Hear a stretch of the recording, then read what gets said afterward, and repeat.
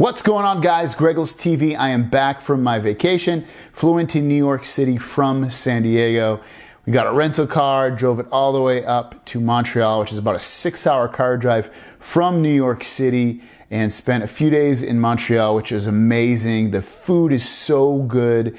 The quality of it is really good too. The people are awesome. Even though they speak French, they're very accommodating to speak English for you. And also went to Quebec City, which was not as fun as Montreal, but a very pretty place as well. And then we headed down to Connecticut after that, which I have some family, and it was awesome to go out there as well, because it's so much different than California. It's got awesome trees and just a different feel to it completely. So I loved the trip. If you're curious, awesome. Make sure you go to Montreal if you do get the chance. It's an amazing place. As you know, the Galaxy Note 7 was recalled, and what Samsung is offering their customers in Korea is if they exchange their Note 7 for an S7 or S7 Edge, they have the opportunity when the S8 and Galaxy Note 8, which it looks like Galaxy Note 8 will exist. They're not going to change the name, which is kind of cool, kind of weird at the same time. But what they're going to do for the customers is allow them to exchange that phone, the S7 or S7 Edge,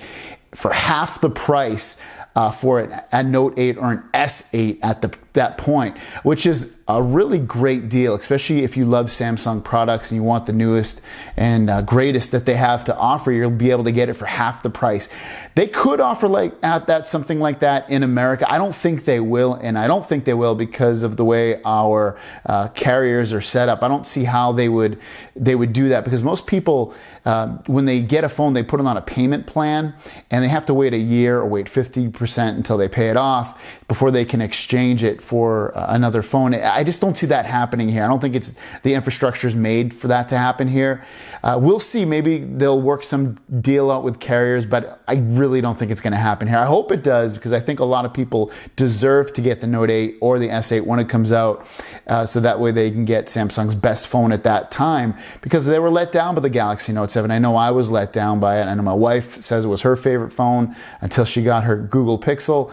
Same thing with my dad. He just got an S7 Edge and from a Note 7, and he was complaining that he really loved the Note 7 and he feels like the S7 Edge is a step down. And I agree, it is a bit of a step down. The screen is smaller, doesn't have USB Type-C. It's just the software is not as updated as the Note 7. So there are some differences, and it is a step down, I believe. But we'll see what Samsung does with it. Hopefully they do right by everybody that has a Note 7 and kind of gives them that half price Note 8 or S8 when those become available. Next up is all about the Nintendo Switch. It's their new handheld/docked system that can hook up to your TV. Now, some new details came out about the system. It's going to have a 6.2-inch 720p display. Now, I love the size. 6.2 inches is a great size for a screen. 720p, not so much. I think they should have at least went to 1080p. I think that's the sweet spot right now, price-wise, for any device. I don't see what the big deal is for them not to go to 1080p. Obviously, you probably get some better battery life at a 720p screen. Also, the processor doesn't have to work as hard, which will help with the console playing games, and also, again, with battery life. When it is docked to a TV, it'll be able to do 1080p, so at least you get that with it.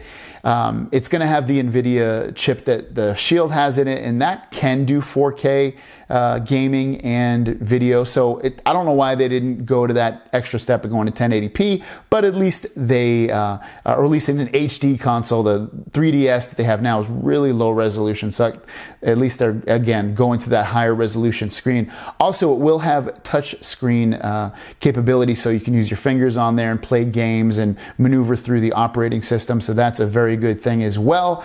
But again, Nintendo Switch comes out March 2017. Price, we don't know. 720p screen, touch screen with, you can use your fingers. It won't be capacitive like it was in the past. So I love the way they're going with this. a price, I would have to guess $299. I hope they don't go $399 with that, especially with a 720p screen. There's no reason to.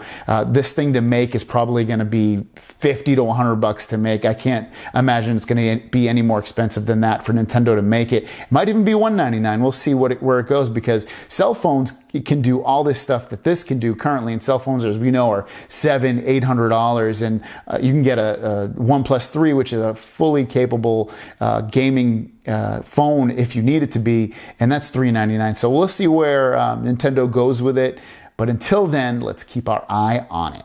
Guys, thanks for watching. So sorry that I wasn't doing this while I was on vacation, but I'm back and better than ever, so we will have new stories every single day. I don't have a vacation planned for a very long time. Also, question of the day: if there was one device, have it be a phone, a tablet, a video game system, a video game, whatever it may be, let me know in the comments down below what you would like to see more on this channel of, and maybe I can accommodate.